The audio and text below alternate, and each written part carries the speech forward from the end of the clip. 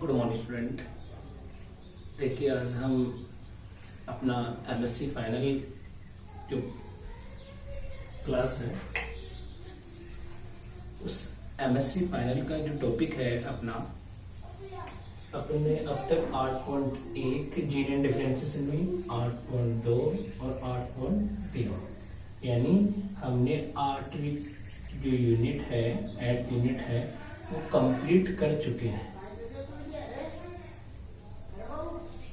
ठीक है, अब नेक्स्ट जो आज हम क्लास ले रहे हैं उसमें हम 10वीं यूनिट दैट इज इम्पोर्टेंट 10वीं यूनिट स्टार्ट करेंगे। 9वीं बाद में कर लेंगे। तो 10वीं यूनिट का जो मेन जो नेम है वो है biology of sex determination of sex determination. पूरी यूनिट का ये नाम है। और बायोलॉजी ऑफ सेक्स डिटरमिनेशन के अंदर जो 10.1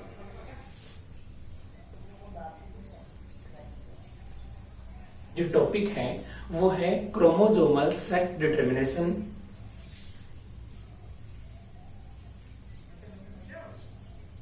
chromosomal sex determination in mammals and Drosophila. जो फल मक्खी आती है उसमें देखो क्रोमोसोमल सेक्स डिटरमिनेशन। डिटरमिनेशन का मतलब है निर्धारण होना कि कौन किस चीज के द्वारा वो रेस्पॉन्सिबल है कोई भी चीज।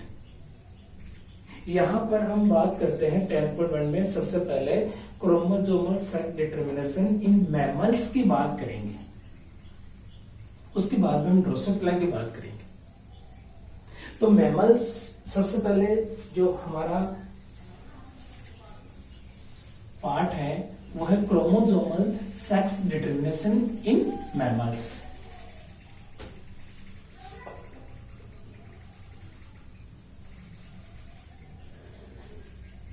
Chromosomal sex determination in mammals 10.1 MSc zoology final gene and differentiation GD का जो पेपर है उसमें है जीन एंड डिफरेंशिएशन में। ठीक है, अब देखो सबसे पहले हम बात करते हैं क्रोमोसोमल सेक्स डिटरमिनेशन। हम जानते हैं कि मैमल्स में हम मनुष्य की बात करते हैं तो मनुष्य में 46 क्रोमोसोम्स होते हैं।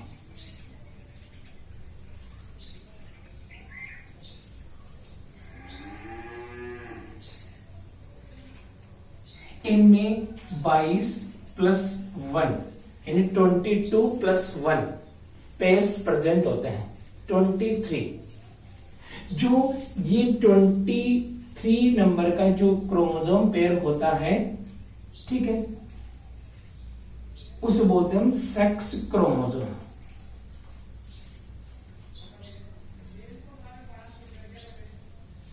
मतलब 44 plus X Y 44 plus X X. तो जो 40 यानी 23 नंबर का 24 का मतलब हो गया 22 पेयर और एक हो गया ये। तो 22 plus 1 is equal to 23 pair हो गए। अतः 23वें नंबर का यानी 45 नंबर का और 46 नंबर के जो क्रोमोसोम्स होते हैं वो कौन से होते हैं? सेक्सुअल क्रोमोसोम्स कहलाते हैं। ठीक है, अब हम बात करते हैं कि प्राइमरी सेक्स डिटरमिनेशन प्लस यानी मैमल से ये प्राइमरी सेक्स डिटरमिनेशन करते हैं क्रोमोसोम्स। कौन करते हैं? प्राइमरी सेक्स डिटरमिनेशन कौन करते हैं? क्रोमोसोम्स के द्वारा होता है। देखो सेक्स डिटर्मिनेशन दो प्रकार का होता है, secondary sex determination and primary sex determination, ठीक है ना। तो मैमल्स में प्राइमरी सेक्स डिटर्मिनेशन गोनेड्स के निर्धारण में इंपॉर्टेंट रोल प्ले करते हैं। किसके निर्धारण में करते हैं? गोनेड्स। गोनेड्स का मतलब हो गया ओवरी एंड टेस्टिस। ओवरी किसमें प्रेजेंट होती है? ओवरी प्रेजेंट होती है फीमेल में। टेस्टिस किसमें प्रेजेंट होगा? मेल में। हमें सबको पता है, हम एमएससी कर रहे हैं, हमारा स्टैंडर्ड है कि सबको पता है कि 44 प्लस XY होगा तो वो क्या होगा? मेल। और 44 प्लस XX होगा वो कौन होगी? फीमेल। ठीक है ना। मैमल्स में सेक्स डिटर्मिनेशन कंप्लीटली क्रोमोसोम्स के द्वारा होता है। किसके द्वारा होता है? क्रोमोसोम्स के द्वारा। इस पर एनवायरमेंट का कोई इफेक्ट नहीं पड़ता। हम इसी यूनिट के अंदर कुछ ऐसे जीव भी पढ़ेंगे जिनके ऊपर इन्वायरमेंट का काफी, यानी इन्वायरमेंट पर डिपेंड करता है उनमें सेक्स डिटर्मिनेशन। जैसे पानी का टेम्परेचर है, सिचुएशन लोकेशन, यानी लोकेशन वो कहां पर स्थित है गोनेलिया में, ठीक है। तो हम यहां पर सिर्फ मैमल्स की बात करेंगे सबसे पहले। तो मैमल्स के अंदर completely sex determination is dependent on the chromosomes. किस पर डिपेंड है? क्रोमोसोम्स पर। हम मोस्टली केस में देखते हैं कि XX फीमेल है, यानी 44 प्लस XX। तो इसमें सिर्फ एक ही प्रकार का क्रोमोसोम है X। दोनों के दोनों किस प्रकार के क्रोमोसोम्स है? X। और एक ओवरी के कंप्लीट फॉर्मेशन के लिए, कंप्लीट डिटर्मिनेशन के लिए 2X क्रोमोसोम्स का प्रेजेंट होना बहुत आवश्यक है। लेकिन यहां पर हम अगर दूसरी चीज देखते हैं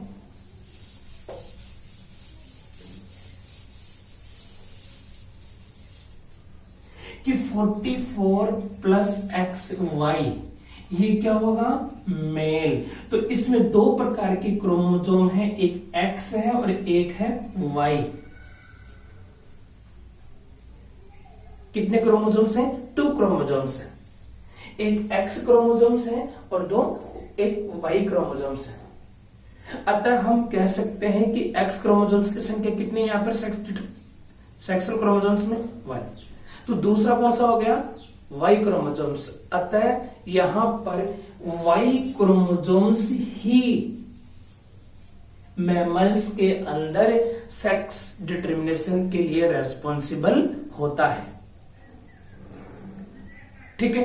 फर्टिलाइजेशन के समय एग से एग अगर X क्रोमोसोम, फर्टिलाइजेशन के समय एग अगर X क्रोमोसोम एक्सेप्ट करता है, क्योंकि उसके पास में देखिए जैसे ये एग है, एग होगा तो इसके पास में कितने क्रोमोसोम्स होने चाहिए? 22 प्लस 1, ठीक है ना। और 22 प्लस 1 कौन सा होना चाहिए?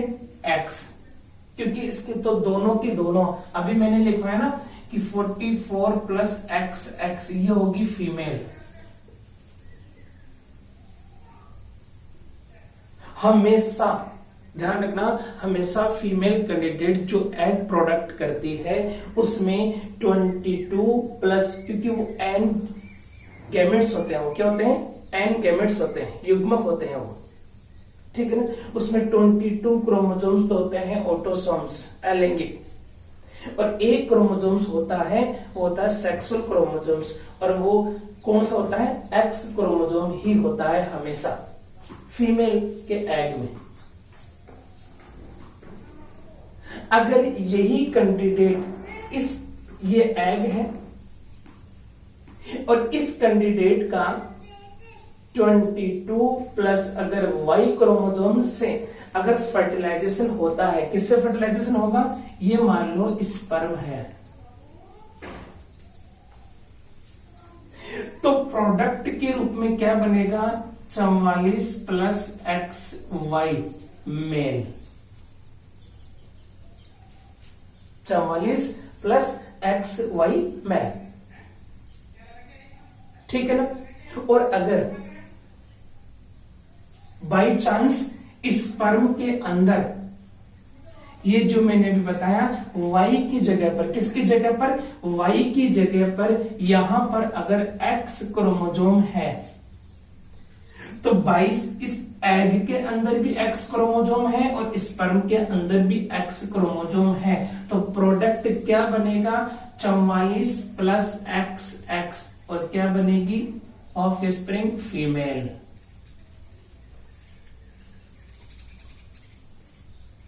तो यहां पर एक चीज का निचोड़ निकलता है, यहां पर एक क्लियरिफिकेशन होता है कि यहां पर 20 यानी 44 प्लस एक्स होगी तो फीमेल होगी, 44 एक्स वाई होगा तो मेल होगा, so that Y chromosome is responsible for the sex determination.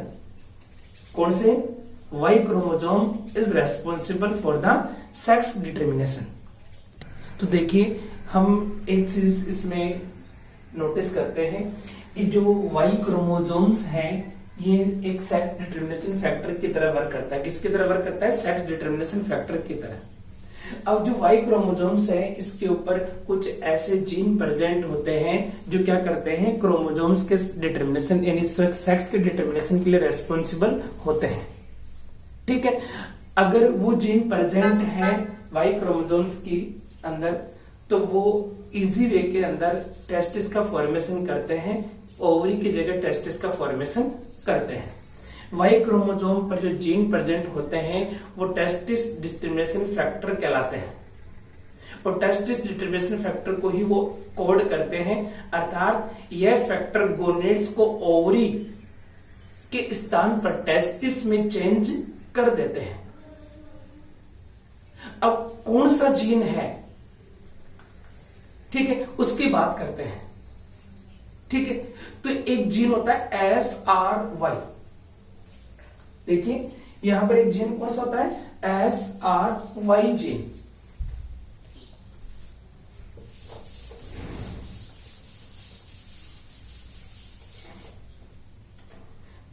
जैसे 44 प्लस XY, तो ये Y है, इस वाई क्रोमोसोम की स्ट्रक्चर बनाते हैं तो इसमें दो आर्म होती है, एक शॉर्ट आर्म होती है, एक लॉन्ग आर्म होती है।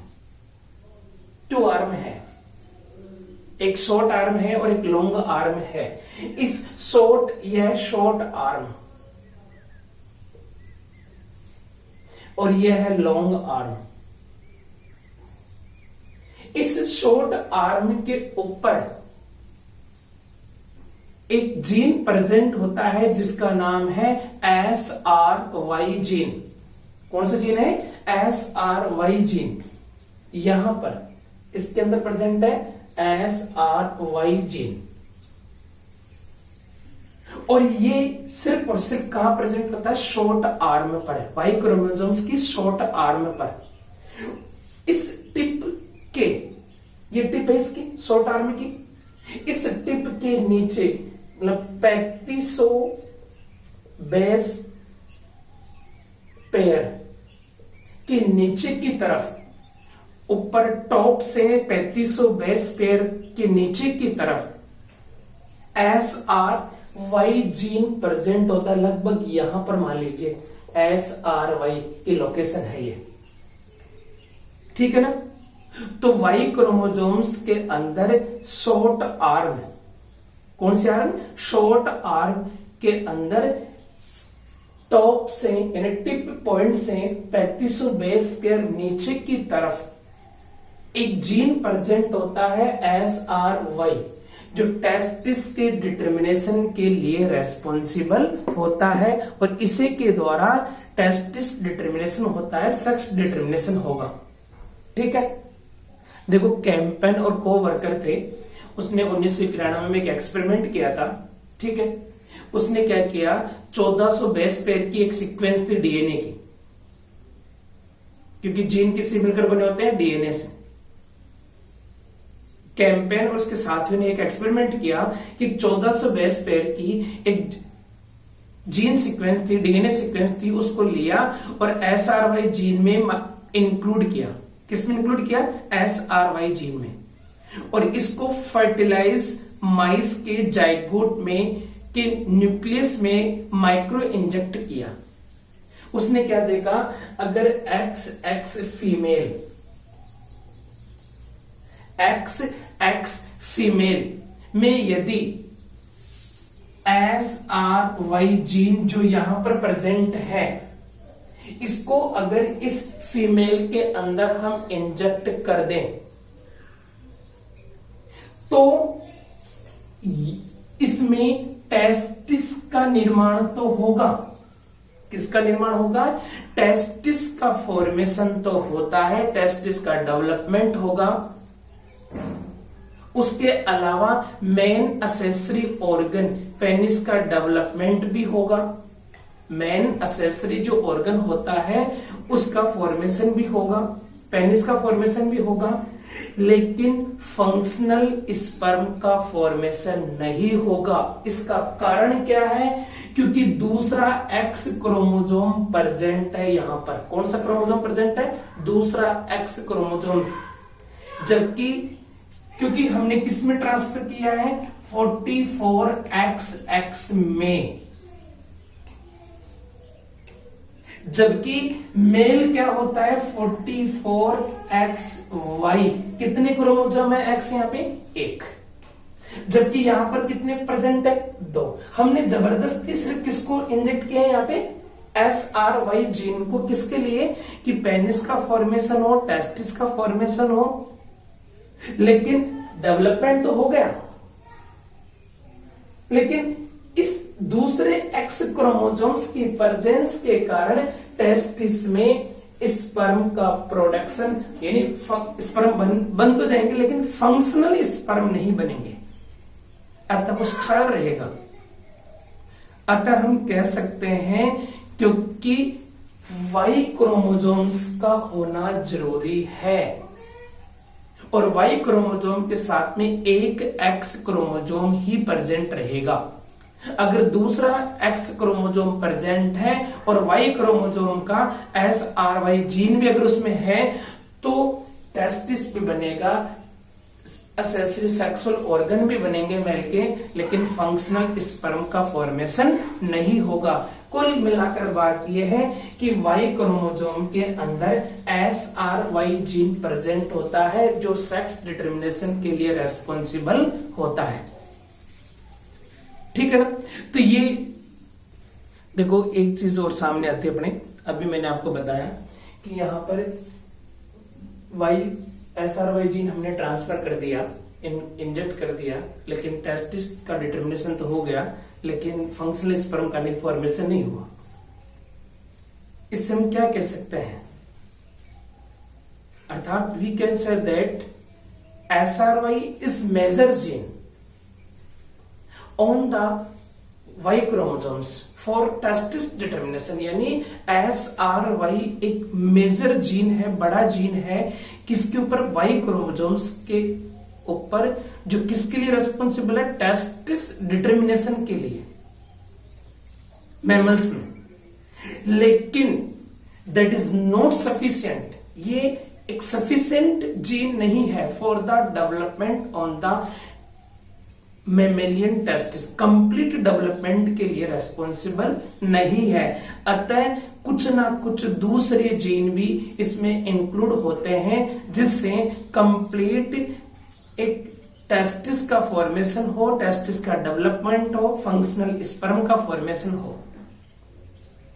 अगर हम mammalian primary sex determination autosomal gene की बात करें तो SOX9 ऑटोसोमल जीन की बात करते हैं। ये तो हम सेक्सुअल क्रोमोसोम्स की बात करते हैं। ऑटोसोमल किस द्वारा किस प्रकार से प्राइमरी सेक्स डिटरमिनेशन होता है? Autosomal gene in testis determination, यानी ऑटोसोमल जीन SOX9 ये एक ऑटोसोमल टेस्टिस डिटरमिनिंग फैक्टर होता है।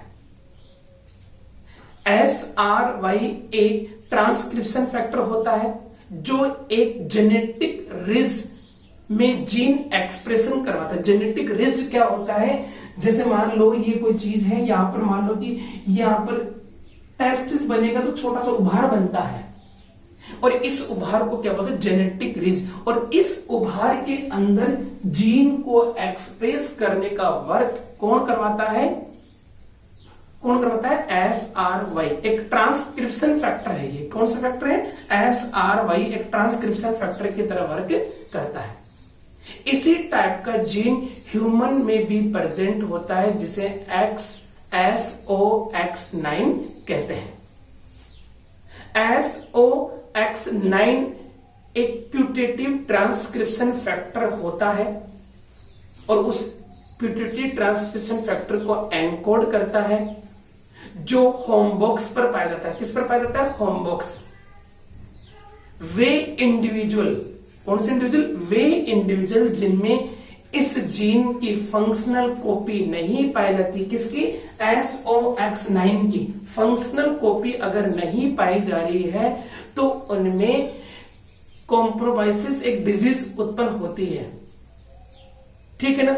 और इस डिजीज के अंदर स्केलेटन और मेनी ऑर्गन इन्वॉल्व होते हैं, और इस डिजीज में व्यक्ति की ट्रेकिया और ब्रोंकल में इंफेक्शन के कारण वो मर जाता है।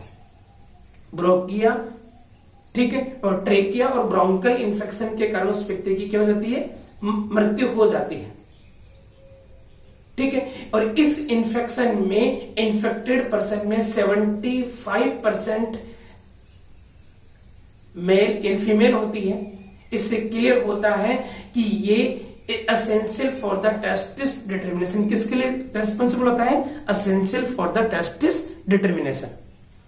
और ये SOX9 सिर्फ मेल में ही एक्सप्रेस होता है, फीमेल में इसका एक्सप्रेशन नहीं होता, ठीक है। अब दूसरा आता है SF फर्स्ट। कौन सा आता है, SF फर्स्ट। ये एक अदर प्रोटीन है जो SRY पर डायरेक्टली और इनडायरेक्टली रूप से उसको एक्टिव करती है।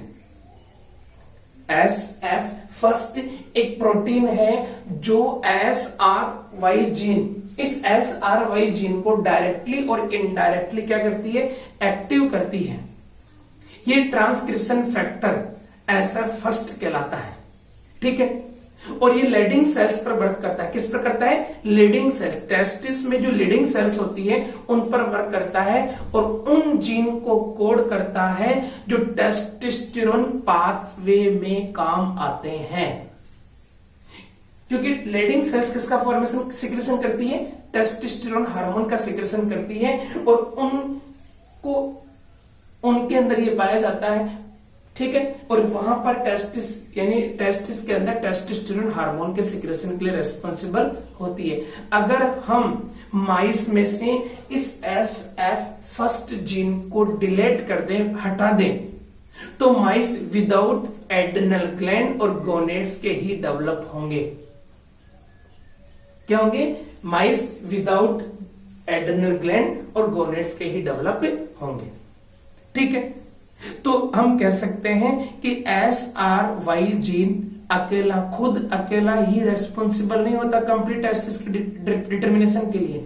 इसमें SOX9 और SF फर्स्ट भी रेस्पॉन्सिबल होते हैं, ठीक है, जो ऑटोसोमल जीन है, ठीक है। अब नेक्स्ट क्लास के अंदर हम आपको chromosomal sex determination in Drosophila, ये तो होगी मेल की बात।